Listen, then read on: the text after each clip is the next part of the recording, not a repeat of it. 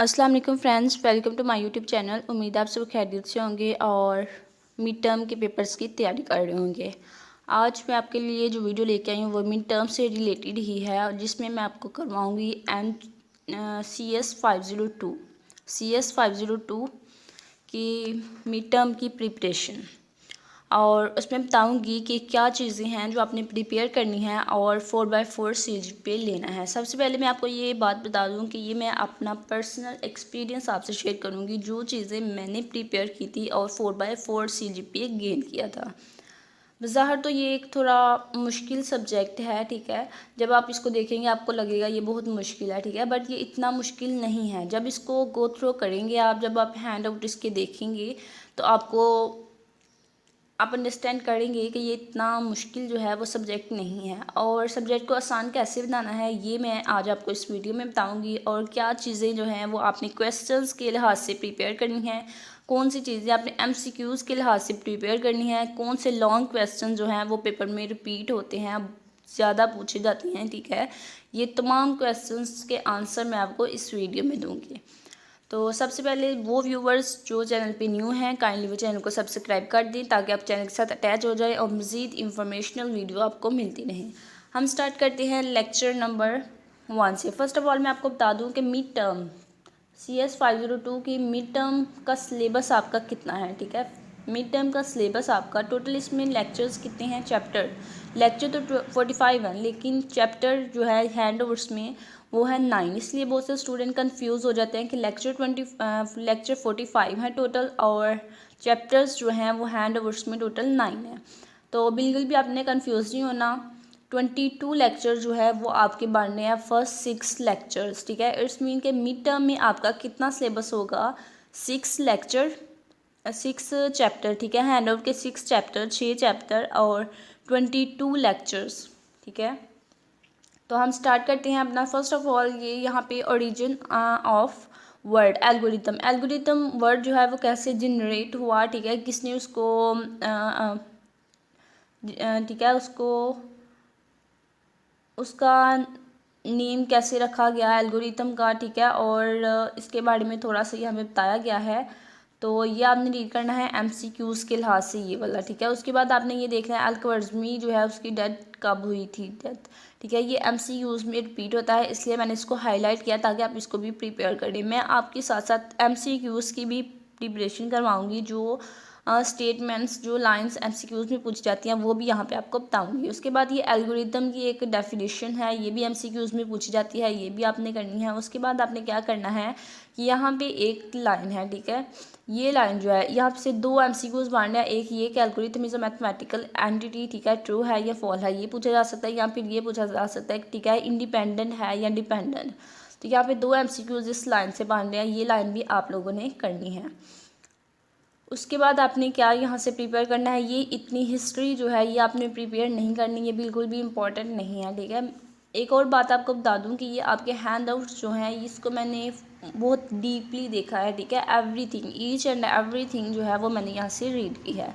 Then मैंने आपके लिए ये हैंड आउट्स जो हैं ये प्रिपेयर किए हैं और ये वीडियो जो है आपके लिए बना रही हूँ ताकि आपको हेल्पफुल रहे और आपको CS 502 के पेपर में बिल्कुल भी परेशानी ना हो। उसके बाद आपने ये MCQs एक यहाँ से बांधना है, ये आपने करनी है, ये एक लाइन, ये MCQs है। उसके बाद आपने क्या करना है, अगेन यहाँ पे 2 MCQs बन रहे हैं। एक तो ये वाला मैथमेटिकल एनालिसिस वाला कि ऑल इक्वल रनिंग टाइम्स, ठीक है।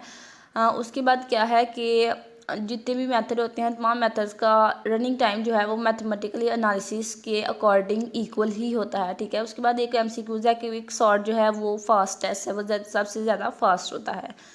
तो 2 MCQs यहाँ से ये हमारे बन गए। फर्स्ट चैप्टर में आई थिंक मोस्टली MCQs ही हैं। उसके बाद ये है हमारे पास 1-2 लाइन, ये आपने करनी है MCQs के लिए।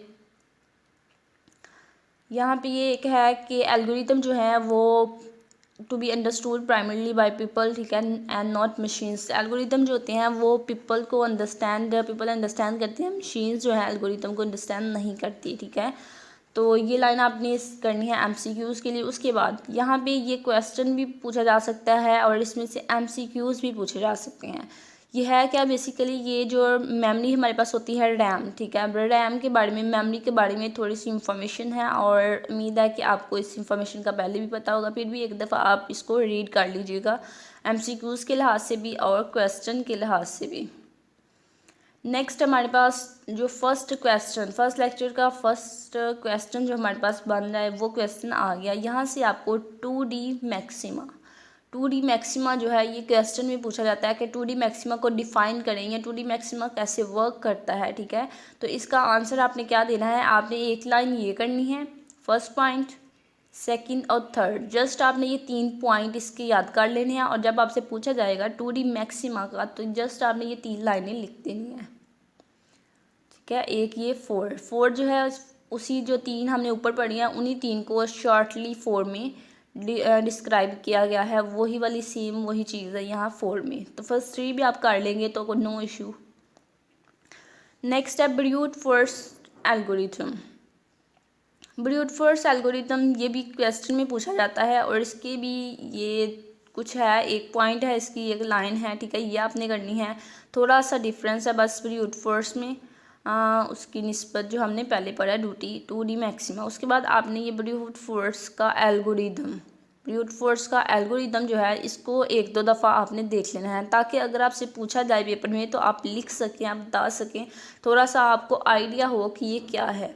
और जब इसको आप, इतना मुश्किल नहीं है, बिल्कुल सिंपल सा एल्गोरिदम है ये और इसको आपने ज़रूर तमाम स्टूडेंट्स ने सीखना है, 1-2 दफ़ा देखना है। उसके बाद ये नेक्स्ट लाइन जो है ये हमारे पास बहुत इंपॉर्टेंट MCQs है, बार बार रिपीट होता है। आप देखेंगे कि ये आपको आपके जो क्विज़ेस होंगे उनमें भी ये MCQs आपसे पूछे जाएंगे जो मैं आपको यहाँ पे बता रही हूँ। सो आपने क्विज़ के लिहाज से भी प्रिपरेशन करनी हो तो उसके लिए भी ये नोट्स जो हैं ये बहुत इंपॉर्टेंट है। उसके बाद यहाँ पे एक और MCQs ये बन रहा है, ठीक है, फर्स्ट लाइन में ये MCQs आपने करना है। उसके बाद यहाँ पे 2-4 लाइनें बननी हैं रनिंग टाइम के हवाले से, तो ये भी आपने देख लेनी है MCQs के लिहाज से। उसके बाद हमारे पास यहाँ पे एक शॉर्ट क्वेश्चन बन रहा है। शॉर्ट क्वेश्चन क्या बन रहा है, हमसे पूछा जा सकता है कि रनिंग टाइम जो है उसको कितने वे से, कितने क्राइटेरिया है उसको मैयर करने के, ठीक है। तो आप बता सकते हैं कि उसको मैयर करने के 2 क्राइटेरिया हैं, worst time case and average case time, ठीक है। तो फिर ये भी पूछा जा सकता है आपको क्वेश्चन के वर्स्ट टाइम की केस जो है उसका फार्मूला लिखें, ठीक है। या फिर ये भी पूछा जा सकता है कि उसकी डेफिनेशन लिखें और फार्मूला दोनों लिखें, या फिर वर्स्ट केस टाइम और एवरेज केस टाइम दोनों का डिफरेंस लिखें, दोनों को डिफाइन करें, ठीक है। तो इस तरह से ये इसके 3-4 क्वेश्चन बन सकते हैं, इसलिए आपने वर्स्ट केस टाइम और एवरेज केस टाइम और इनका फार्मूला जो है दोनों चीज़ें करनी है। उसके बाद मैंने आपको बताया था कि एवरेज केस और वर्स्ट केस का डिफरेंस भी आपसे पूछा जा सकता है, डिफरेंस में आप ये 2 लाइनें भी लिख सकते हैं। उम्मीद है कि आपको क्लियर हो गया होगा किस तरह से ये क्वेश्चन पूछा जाएगा। तो ये वाला जो एल्गोरिथम है ये सेम वही है जो हमने पीछे किया है, अगेन करने की ज़रूरत नहीं है। उसके बाद अगेन हमारे पास 2 यहाँ पे MCQs बन रहे हैं, एक ये फर्स्ट लाइन, ठीक है, और ये सेकंड लाइन, दोनों आपके पास MCQs बन रहे हैं और इम्पॉर्टेंट MCQs हैं। उसके बाद ये जो है ये समीशन वाले फार्मूलाज, ठीक है, ये आपने करने हैं। बेसिक फार्मूलाज हैं, बस ये है कि लाइक ये देखें यहाँ पे हम समीशन CAI है, ठीक है। तो आपको पता है कांस्टेंट जो होता है वो समीशन से बाहर आ जाता है, पहले आ जाता है, ठीक है। तो C जो है उसको बाहर लिखना है, बस ये एक रूल बताया गया है कि C जब कांस्टेंट होगा, ठीक है, तो वो समीशन से पहले लिखा जाएगा। ये देखिए एक और रूल बताया गया है कि जब AI जमा BI, ठीक है, 2 वेरिएबल्स जब प्लस हो रहे होंगे और उन पे होल पे हम समीशन अप्लाई कर रहे हैं तो क्या होगा, उसके लिए रूल क्या है कि समीशन को हम दोनों पे अलग अलग अप्लाई करेंगे। ये देखें तो यही बताया गया कि A पे अलग अप्लाई किया, B पे अलग अप्लाई किया। तो यहाँ पे ये 2-3 रूल्स हैं, ठीक है, इन रूल्स को आपने याद रखना है। उसके बाद ये arithmetic series, quadratic series, geometric series, ठीक है, इनको MCQs में भी पूछा जाता है आपसे कि अरिथमेटिक सीरीज़ का, ठीक है, बताएं रनिंग टाइम, ठीक है, क्वाड्रेटिक सीरीज़ का रनिंग टाइम बताएं, या फिर शॉर्ट क्वेश्चन भी पूछा जाता है। शॉर्ट क्वेश्चन किस तरह से पूछा जाता है कि आप क्वाड्रेटिक सीरीज़ का फार्मूला लिखें, तो आपने ये सारा लिखना होता है। या फिर ज्योमेट्रिक सीरीज़, ज्योमेट्रिक का वैसे कम ही पूछा जाता है, ज़्यादा अरिथमेटिक या फिर क्वाड्रेटिक का पूछा जाता है, ठीक है। तो ये फार्मूले सिंपल से हैं, ये आपने करने हैं। उसके बाद ये लाइन एमसीक्यूज़ के लिए इम्पॉर्टेंट है, ये आपने करनी है। हार्मोनिक सीरीज़, हार्मोनिक सीरीज़ का भी क्वेश्चन पूछा जाता है शॉर्ट, तो ये भी आपने करना है। और एमसीक्यूज़ भी पूछा जाता है कि हार्मोनिक सीरीज़ का रनिंग टाइम क्या है। ओके, आई होप कि आपको क्लियर हो गया होगा। नेक्स्ट हम देखते हैं क्या है।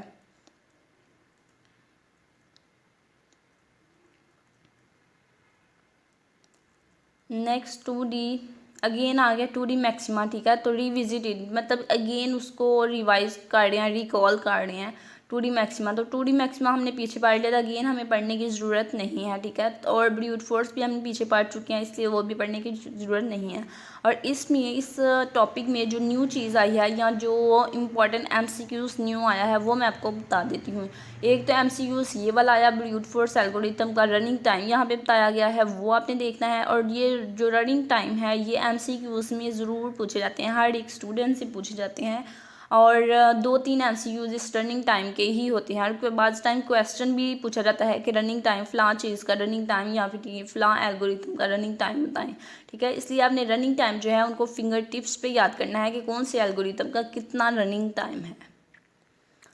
उसके बाद यहाँ पे MCQs है एक कि डोमिनेंस रिलेशन इज ट्रांजिटिव होता है, और उसको थोड़ा सा एक्सप्लेन किया गया ट्रांजिटिव कैसे होता है, ये आपने देखना है MCQs के लिहाज से। उसके बाद आपके पास plane sweep algorithm, plane sweep algorithm है, ये शॉर्ट क्वेश्चन पूछा जा सकता है, ठीक है। और इसमें से MCQs भी पूछा जा सकता है। जब आप इसको शॉर्ट क्वेश्चन के तौर पर प्रिपेयर कर लेंगे तो ये MCQs भी आपके पास क्लियर हो जाएगा खुद ब खुद। ये लास्ट लाइन जो मैंने हाईलाइट की है ये जो है ये MCQs के तौर पर पूछी जाती है।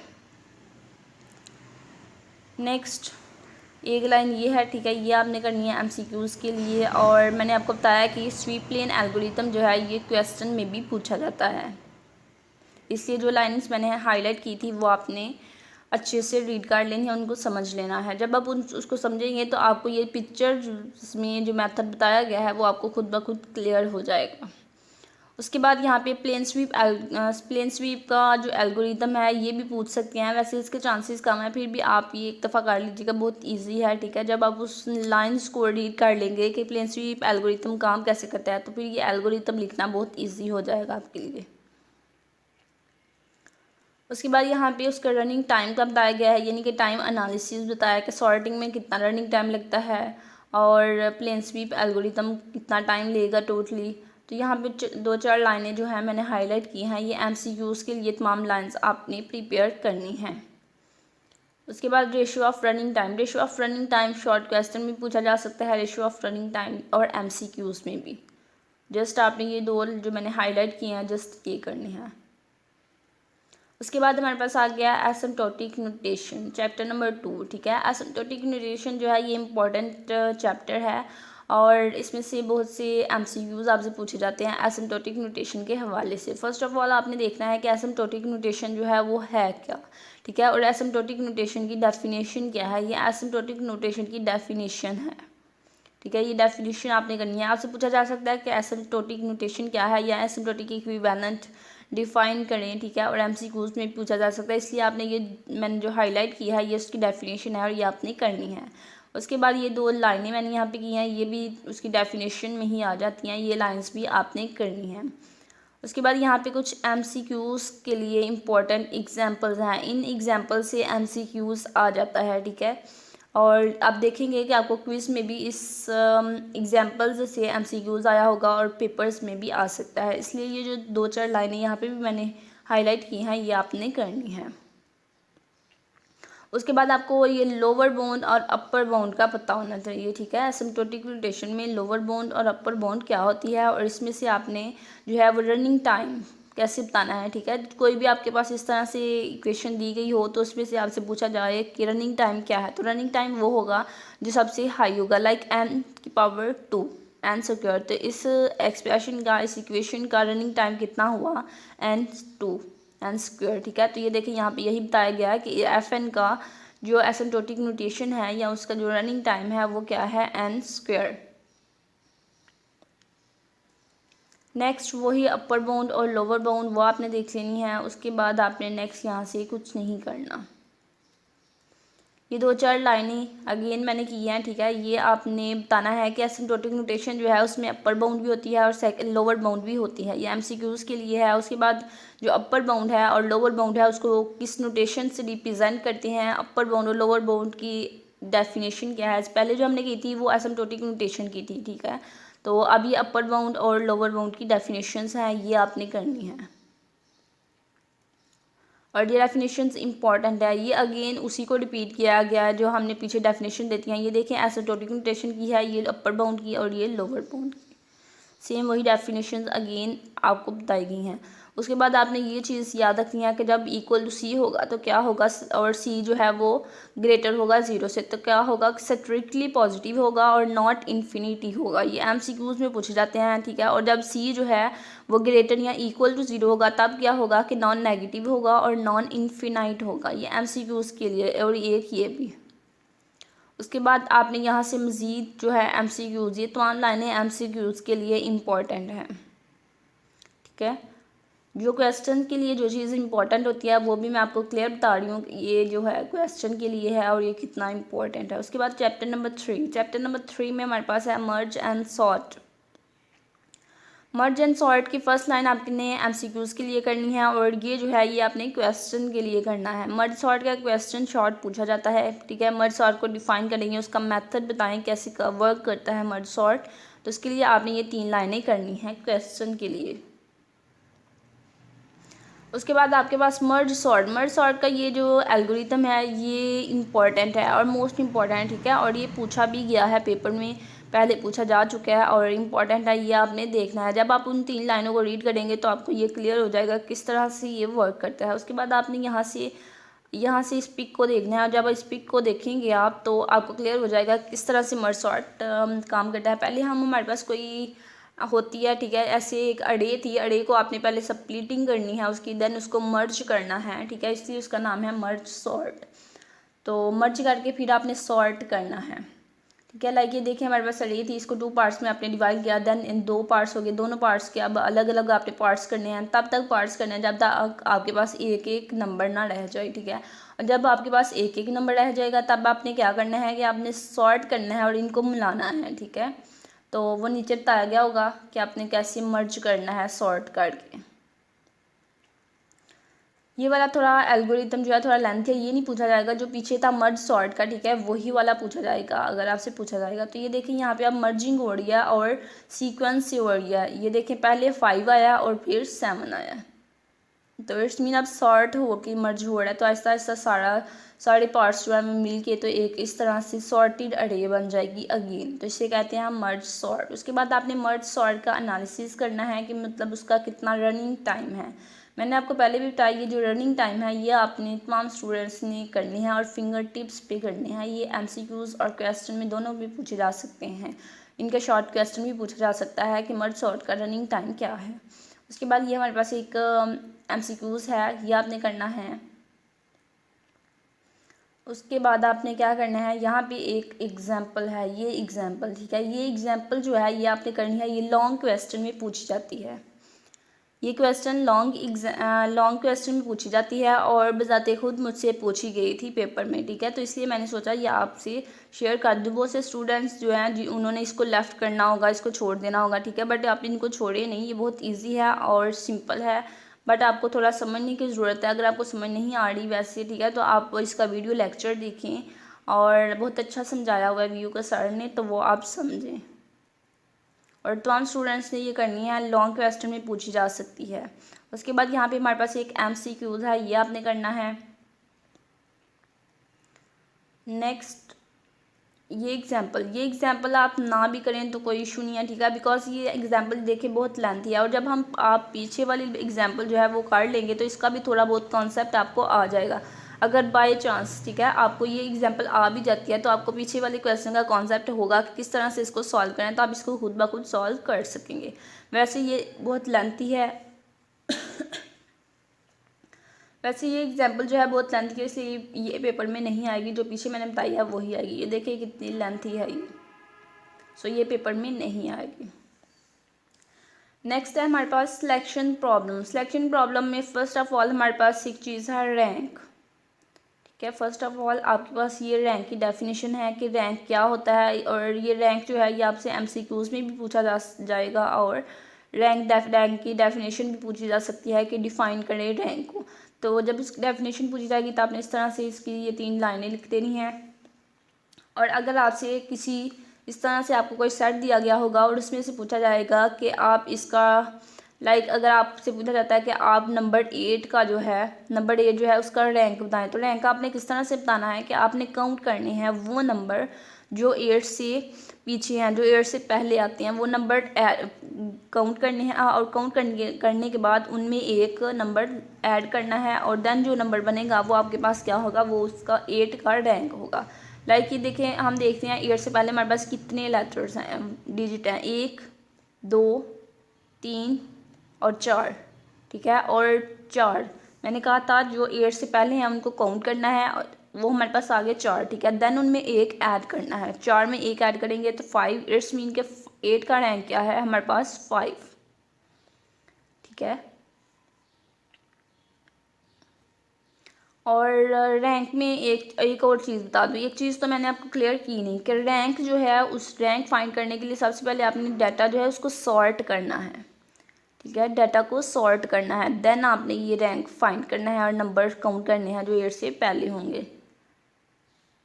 तो ये एग्जांपल यहाँ पे गिवन है, एग्जांपल आप मज़ीद देख सकते हैं अगर आपको ना समझ आई हो। उसके बाद यहाँ पे इसका जो हमने किया है सिलेक्शन प्रॉब्लम्स का रनिंग टाइम क्या है ये आपने यहाँ से देखना है। और नेक्स्ट है हमारे पास शिफ्ट टेक्निक। शिफ्ट टेक्निक ये क्वेश्चन में पूछा जा सकता है, शिफ्ट टेक्निक कैसे काम करती है, ठीक है। तो ये दो चार लाइनें हैं और बिल्कुल आसान सा है, और ये आपने करना है, okay. Selection algorithm also important है, सिलेक्शन एल्गोरिथम, ठीक है। ये एल्गोरिथम भी आपने करना है। उसके बाद आपने यहाँ से ये नेक्स्ट 2 लाइनें हैं उसके रनिंग टाइम के हवाले से बताया गया, ये आपने करना है। नेक्स्ट हमारे पास आ गया लेसन 4 चैप्टर 4, ठीक है। और वो उसमें है हमारे पास सॉर्टिंग। तो सॉर्टिंग के हवाले से ये 2 लाइंस आपने कर लेनी है कि सॉर्टिंग क्या है, सॉर्टिंग को यहाँ पे बताया गया। उसके बाद यहाँ पे इम्पॉर्टेंट शॉर्ट क्वेश्चन और इम्पॉर्टेंट MCQs, ठीक है। ये तमाम चीज़ें जो हैं, ठीक है, ये जो मैंने हाईलाइट किया ये इम्पॉर्टेंट शॉर्ट क्वेश्चन भी हैं और इम्पॉर्टेंट MCQs भी हैं, और एवरी स्टूडेंट को इसमें से कुछ ना कुछ पेपर में ज़रूर पूछा जाएगा। वो कैसे, या तो इसमें से MCQs पूछे जाएंगे, ये डेफिनेशन या फिर ये, ठीक है। और इनका रिवर्स रनिंग टाइम, ठीक है। इन तीनों का रनिंग टाइम जो है वो n² होता है, एसिम्प्टोटिक नोटेशन बताया गया है कि n² उसका इन तीनों का रनिंग टाइम होता है। इन तीनों का रनिंग टाइम होता है, और ये तीनों जो होते हैं ये स्लो सॉर्टिंग एल्गोरिदम होते हैं।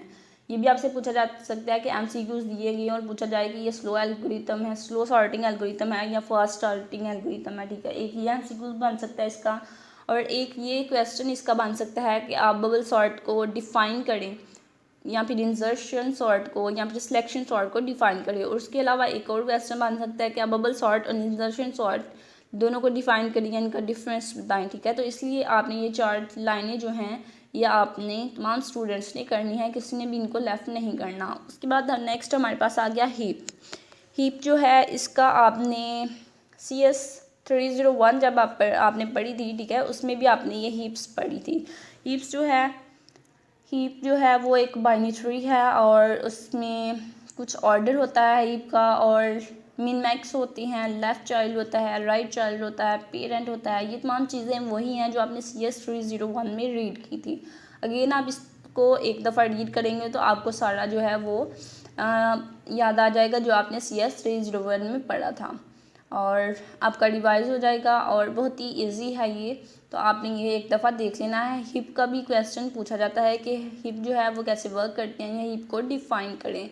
उसके बाद आपने ये चीज़ याद रखनी है MCQs के लिए कि जो रूट होता है उसकी ऑलवेज पोजीशन जो है अरे में 1 होती है, रूट की पोजीशन अरे में 1 होती है। और लेफ़्ट चाइल्ड कहाँ पे होता है 2i पे, राइट चाइल्ड कहाँ पे होता है 2i+1 पे, और पेरेंट कहाँ होता है i/2 पे। MCQs के लिए ये लाइंस भी आपने प्रिपेयर करनी है। नेक्स्ट है हमारे पास हैप्पीफाई प्रोसीजर कैसे काम करता है ये आपने देखना है। अब इसका एल्गोरिदम जो है ये आपने करना है हैप्पीफाई एल्गोरिदम का। उसके बाद हैप्पीफाई का कितना रनिंग टाइम है, ये 2 लाइंस यहाँ पे लिखी गई हैं, ये आपने करना है। बिल्ड हीप जो है उसको हम कैसे बिल्ड करते हैं उसका ये मेथड आपने 1-2 दफ़ा रीड कर ले तो आपको क्लियर हो जाएगा कि आप हीप जो है वो कैसे बिल्ड करते हैं, और बिल्कुल ईजी है। और बिल्ड हीप का ये जो एल्गोरिदम है ये इम्पॉर्टेंट है, क्वेश्चन के लिए बहुत ही इम्पॉर्टेंट है, ये पूछा जाता है पेपर में और बहुत दफ़ा रिपीट भी हुआ है पास्ट पेपर्स में। तो ये तमाम स्टूडेंट्स ने करना है। ये देखें बिल्कुल छोटा सा है इसलिए इसके ज़्यादा चांसेस हैं पेपर में आने के, तो इसको आपने अच्छे से कर लेना है। उसके बाद बिल्ड हीप का जो एनालिसिस है उसका कितना रनिंग टाइम है वो यहाँ पे नीचे बताया गया है, ये आपने करना है। और ये भी सेम उसी तरह से बताया गया है नोड्स का, और ठीक है जो हिप के लेवल्स होते हैं उनके बारे में वो 2-4 लाइनें आपने करनी है। ये उसका रनिंग टाइम है ये आपने करना है। और यहाँ पे कुछ हाइट के बाइनरी ट्री जो होता है उसकी कितनी हाइट होती है, कैसे हाइट फाइंड करनी है, ठीक है उसमें कितनी नोड्स हैं वो कैसे फाइंड करना है किसी भी ट्री में, तो यहाँ पे ये चीज़ें बताई गई हैं, ये आपसे MCQs में पूछी जा सकती हैं, ये भी आपने करना है। उसके बाद हिप सॉर्ट का एनालिसिस है कि हिप सॉर्ट के लिए कितना रनिंग टाइम है, 2-4 लाइनें मैंने यहाँ पे भी हाईलाइट की हैं, ये आपने करनी है MCQs इसके लिए। और रनिंग टाइम जो है ये आपको शॉर्ट क्वेश्चन भी इसका पूछा जा सकता है कि हिप सॉर्ट का रनिंग टाइम बताएं। नेक्स्ट है हमारे पास क्विक सॉर्ट वही है जो हमने पीछे पढ़ा था फर्स्ट लेक्चर में, वेरी फर्स्ट लेक्चर में, कि हिप सॉर्ट जो है वो फास्टेस्ट होती है, ठीक है। यहाँ पे देखिए अगेन बताया गया है, तो आपने याद रखना है जो हमने पहले 3 सॉर्ट पढ़े थे, bubble sort, insertion sort and selection sort, वो स्लो सॉर्टिंग एल्गोरिदम थे, और जो क्विक सॉर्ट है ये फास्टेस्ट सॉर्टिंग एल्गोरिदम है। तो ये भी आपसे MCQs में पूछा जा सकता है। यहाँ पे एक और बताया गया क्विक सॉर्ट जो है वो डिवाइड एंड कंकर स्ट्रेटजी जो है उस पर बेस्ड करता है, ये भी MCQs के लिए है। और क्विक सॉर्ट एल्गोरिदम है ये आप देख लें एक दफ़ा, इजी ही है। उसके बाद है पार्टीशन एल्गोरिदम, ठीक है। पार्टीशन का भी आप ये एल्गोरिदम जो है ये आपने करना है, जस्ट स्लाइटली डिफरेंट है जो हमने पहले किया है क्विक सॉर्ट का उससे। उसके बाद क्विक सॉर्ट की एग्जांपल है ये आपने नहीं करनी। क्विक सॉर्ट का रनिंग टाइम कितना है उसका एनालिसिस आपने करना है, और रनिंग टाइम इसका भी आपको फिंगर टिप पे आना चाहिए। नेक्स्ट हमारे पास क्या है, नेक्स्ट आपने ये एग्जांपल भी करनी है, ठीक है। ये देखिए छोटी सी एग्जांपल है, ये आप ना करें, ठीक है। ये क्वेश्चन होगा और यहाँ से आपने स्टार्ट कर देना है लिखना अगर आपसे ये क्वेश्चन पूछा जाएगा तो छोटी है ये लॉन्ग क्वेश्चन में पूछी जा सकती है। उसके बाद क्विक सॉर्ट जो आपने अभी किया है उसका एवरेज केस रनिंग टाइम क्या है, पहले जो हमने किया था वो वर्स्ट केस था और अब हमने एवरेज किया। ये नेक्स्ट एग्जांपल आपने नहीं करनी, ये बहुत लेंथी है और ये पेपर में हरगिज़ पूछी नहीं जाएगी। उसके बाद इन प्लेस एंड स्टेबल जो है इसका कॉन्सेप्ट भी तमाम स्टूडेंट्स को क्लियर होना चाहिए, ठीक है। और इसमें से भी आपसे एवरेज स्टूडेंट से MCQs पूछा जाएगा, ठीक है। और शॉर्ट क्वेश्चन भी पूछा जा सकता है। इन प्लेस और स्टेबल सॉर्टिंग को डिफाइन करेंगे, इनका डिफरेंस बताएं, ठीक है।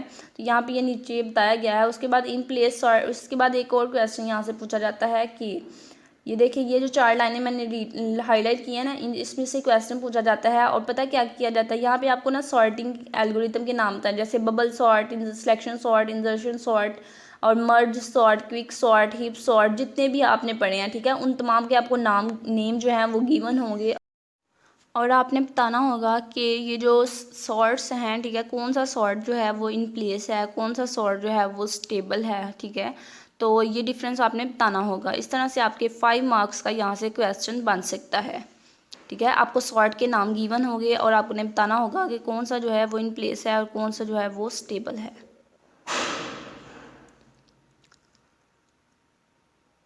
उसके बाद यहाँ से कम्बिनेशंस कैसे बन सकते हैं ये आपका MCQs में पूछा जा सकता है, ठीक है। तो कम्बिनेशन आपने कैसे बनाना है, जितने आपके पास वेरिएबल्स होंगे उन वेरिएबल्स का आपने काउंट करना है और जितने भी बनेंगे उसका आपने फिक्टोरियल फाइंड करना है। लाइक 1, 2 और 3 का फिक्टोरियल हम फाइंड करेंगे तो हमारे पास 6 आएगा। इट्स मीन कि हमारे पास इन 3 वेरिएबल्स के हमारे पास 6 कम्बिनेशंस बन सकते हैं। तो ये MCQs के लिए था जो मैंने अभी आपको बताया। उसके बाद ये 2-4 दो लाइनें हैं वो MCQs के लिए इम्पॉर्टेंट है। उसके बाद ये एक लाइन भी MCQs के लिए इम्पॉर्टेंट है। रनिंग टाइम बताया गया है किसी सॉर्ट का। नेक्स्ट हमारे पास है चैप्टर 5 लीनियर टाइम सॉर्टिंग। यहाँ पे आपसे काउंटिंग सॉर्ट की डेफिनेशन पूछी जा सकती है। काउंटिंग सॉर्ट कैसे काम करता है, ठीक है। ये फर्स्ट जो है फर्स्ट यहाँ तक अरे तक, ठीक है, इतना तो सब स्टूडेंट्स ने करना है। और नीचे वाला अगर आप रीड करना चाहें तो आप रीड कर सकते हैं, ठीक है। तो इतना इम्पोर्टेंट नहीं है, बट ये जो फर्स्ट है ऊपर सॉर्टिंग के एल्गोरिथम सॉर्टिंग काउंटिंग सॉर्ट जो है वो है क्या, वो सब स्टूडेंट्स ने करना है। उसके बाद इसका जो है एल्गोरिथम करने की ज़रूरत नहीं है, जस्ट आपने इसका रनिंग टाइम जो है वो देख लेना है कि काउंटिंग सॉर्ट का रनिंग टाइम क्या है। उसके बाद है नेक्स्ट हमारे पास क्या,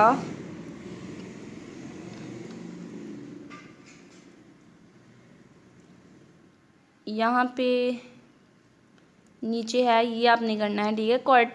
काउंटिंग सॉर्ट जो है वो इन प्लेस होता है, यहाँ स्टेबल होता है, ये यहाँ पे बताया गया है। उसके बाद स्टेबिलिटी क्या है, स्टेबिलिटी कैसे अचीव की जाती है, ये यहाँ पे बताया गया है। ये दो लाइंस आपने करनी है MCQs के लिए। और काउंटिंग सॉर्ट का ये वाला जो शॉर्ट एल्गोरिथम है ये आपने करना है। जो पहले बताया था वो आपने नहीं करना, वो लॉन्ग था, ठीक है। ये शॉर्ट जो काउंटिंग सॉर्ट है ये आपने करना है अगर आप करना चाहते हैं। तो वैसे ये इतना इंपॉर्टेंट काउंटिंग सॉर्ट का एल्गोरिथम नहीं है।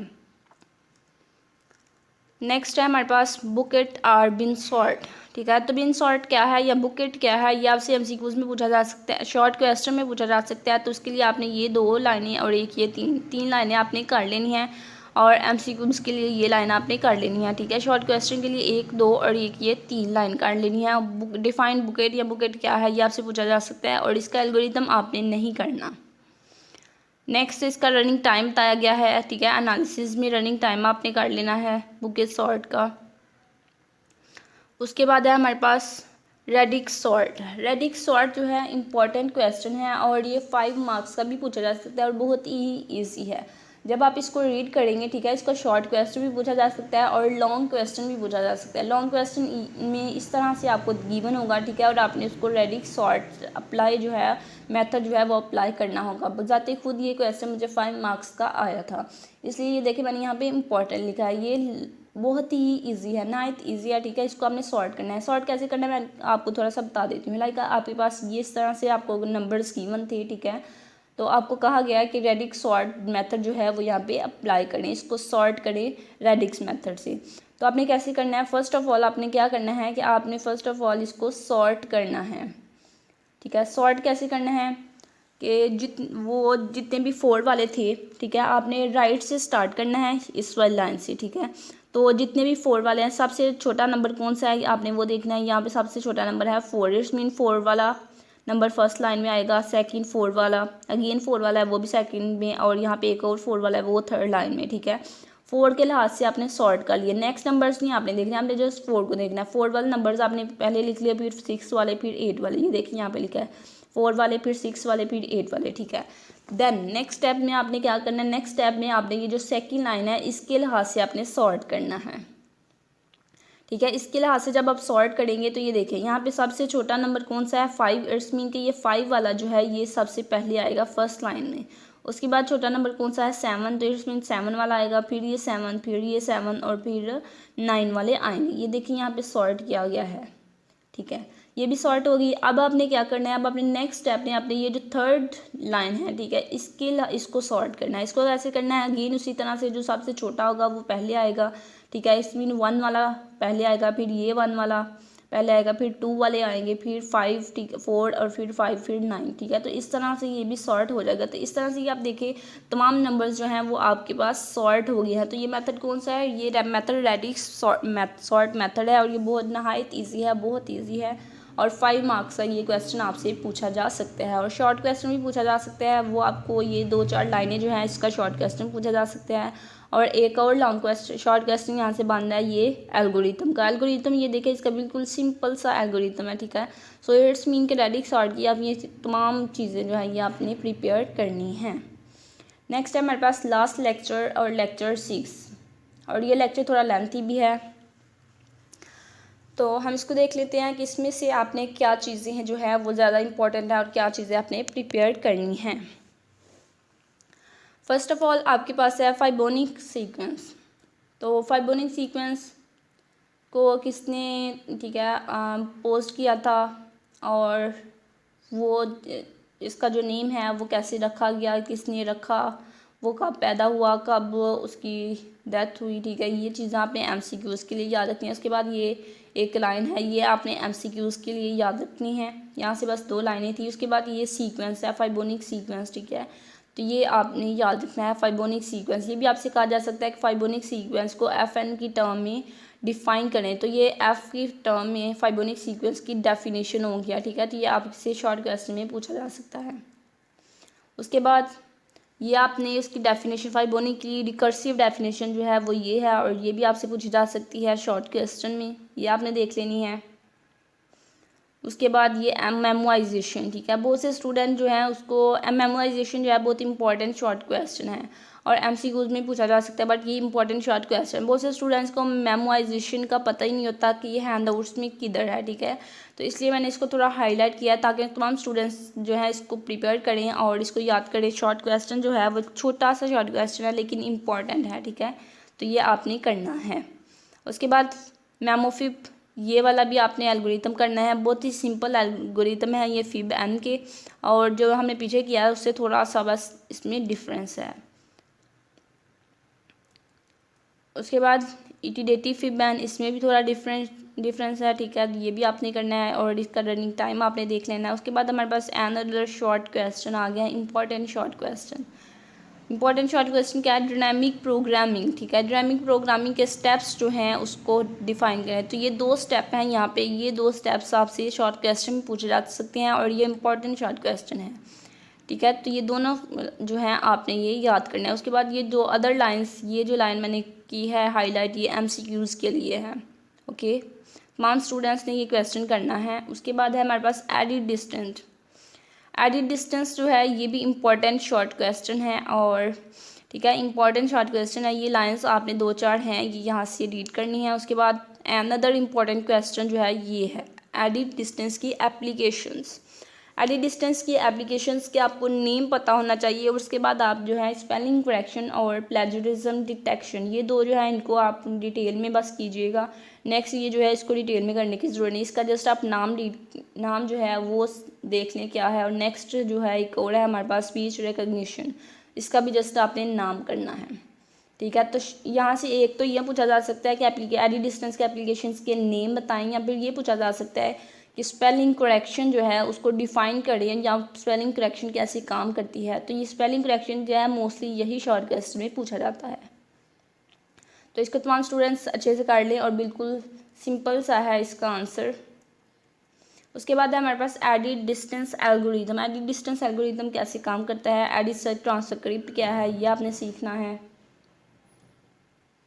उसके बाद है यहाँ पे ये 2-4 लाइनें मैंने की हैं, ये MCQs के लिए हैं। डिलीशन, इंसर्शन एंड सब्सटीट्यूशन, ठीक है। ये कैसे करते हैं, ये MCQs के लिए इंपॉर्टेंट है, ये लाइंस आपने करनी है। उसके बाद आप इस टेबल को अगर सीखना चाहें तो आप सीख सकते हैं, वैसे इसके चांसेस बहुत कम है पेपर में आने के, ठीक है। फिर भी अगर आप चाहते हैं कि आप ऑप्शनल के तौर पर सीख लें कि हो सकता है आ जाए, ठीक है, तो आप इसको एक दफ़ा देख सकते हैं, एक दफ़ा सीख लें एक दफ़ा, ठीक है। तो मज़ीद इस पर टाइम स्पेंड करने की ज़रूरत नहीं है, थोड़ा सा इसको टाइम दे लें और इसको एक दफ़ा देख लें कि क्या है इसमें, ताकि आपको क्लियर हो जाए। और अगर आपसे पेपर बाय चांस पूछा ही जाए ये क्वेश्चन तो आप इसको लिख सकें। उसके बाद इसका भी एडिड डिस्टेंस का भी रनिंग टाइम जो है ये आपने करना है। एडिड डिस्टेंस का रनिंग टाइम जो है वो इनसिक्योर होता है, ये आपने करना है।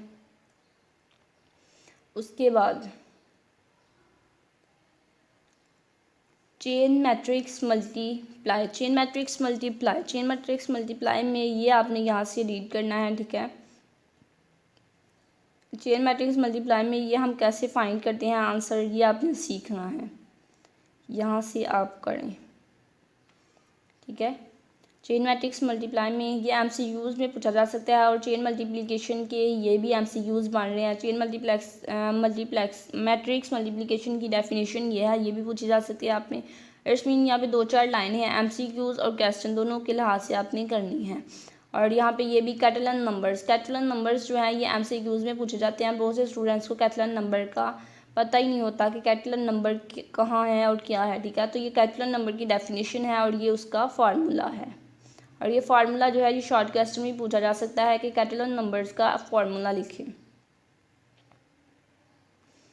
नेक्स्ट है हमारे पास ये एक लाइन है, ये MCQs के लिए है।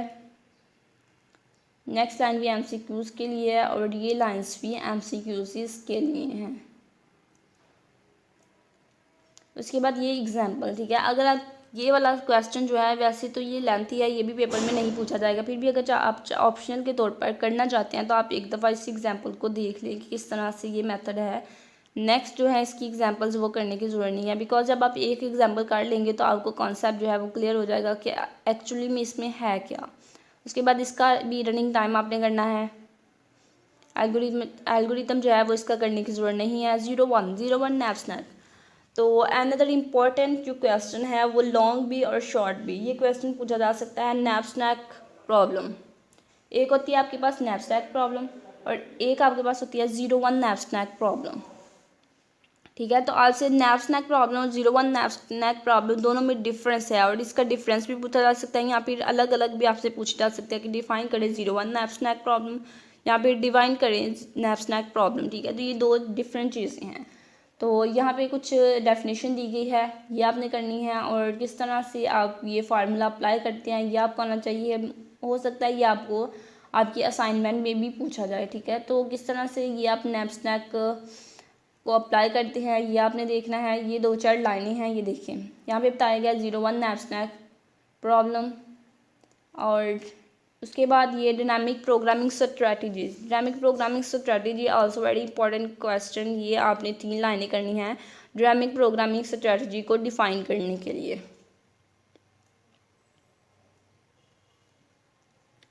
अब ये देखें यहाँ पे है, ये लाइन आपने MCQs के लिए करनी है और यहाँ पे leave object and take object. Leave object and take object आपको शॉर्ट क्वेश्चन में भी पूछा जा सकता है और MCQs में भी पूछा जा सकता है। सो आपने ये लाइंस भी कर लेनी है। उसके बाद ये नेक्स्ट एग्जांपल जो है ये आपको करने की ज़रूरत नहीं है, इसका एल्गोरिदम भी आपने नहीं करना, इसका आपने रनिंग टाइम ये करना है, ठीक है। उसके बाद आपने ये 2 लाइनें हैं ये MCQs के लिए करनी है।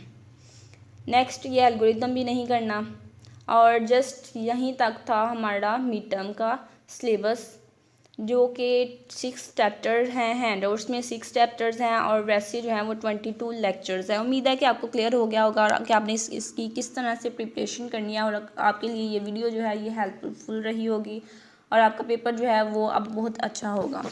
तो ये तमाम चीज़ें जो मैंने आपको बताई हैं इसको अच्छे से कीजिएगा और जो क्वेश्चन के लिहाज से बताए हैं उनको क्वेश्चन के लिहाज से आपने प्रिपेयर करना है। जो MCQs के लिहाज से बताए हैं उनको MCQs के लिहाज से प्रिपेयर करना है। मज़ीद चैनल को सब्सक्राइब करें और चैनल के साथ अटैच हो जाएं ताकि आपको मज़ीद वीडियोस जो हैं और मज़ीद इंफॉर्मेशनल वीडियोस मिलती रहें।